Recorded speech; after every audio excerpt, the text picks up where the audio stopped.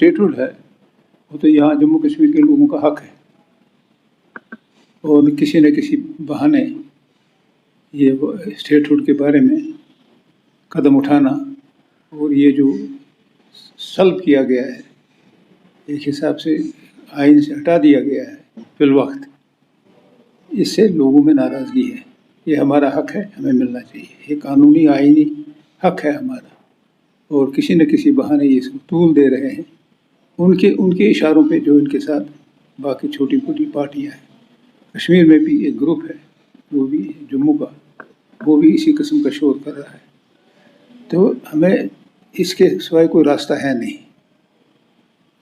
एक सही तरीका ये है कि सरकार से, और खुद होम मिनिस्टर का मैंने खुद अपने कानों से सुना, प्राइम मिनिस्टर का अपने कानों से सुना टीवी पे, हम जल्दी आपको फोटो ये वापस दे देंगे।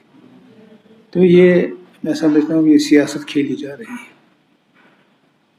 उन लोगों के हक में जो चाहते हैं कि नेशनल कॉन्फ्रेंस की सरकार जो है वो न चले, या चले भी उस रफ्तार से जो सही नहीं होगा, जिससे लोगों को फ़ायदा नहीं होगा। इनकी नीयत यहाँ के लोगों की तरफ से जो है वो सही नहीं है।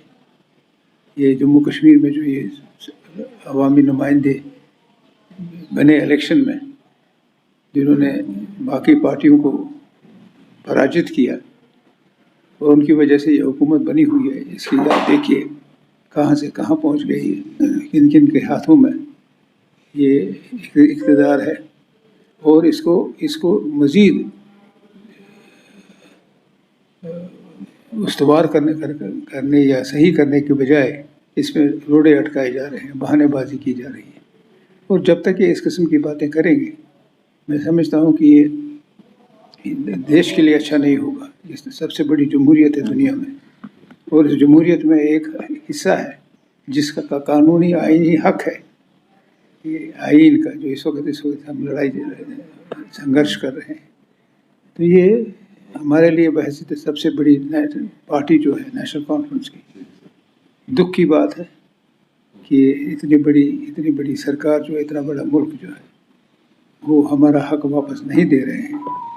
ये तो मुतरादिफ होगा कि वो नहीं चाहते कि हमारे बाजू जो बांधे हैं इन्होंने वो खुल जाएं, ताकि हम खुले तरीके से लोगों की खिदमत करें।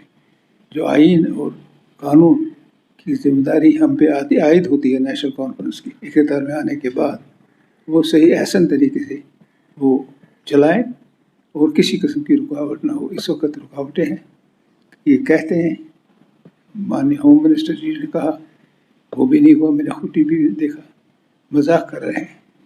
और ये चाहते हैं कि ये रियासत खुदा न करे ये मुश्किल में पड़े और मज़ीद मुश्किल में पड़े, और इंतज़ार मत कर रहे हैं कि नए इलेक्शन तक। कुछ ऐसा लगता है कि वो जो भी है, जिस ज़ाविये से आप इस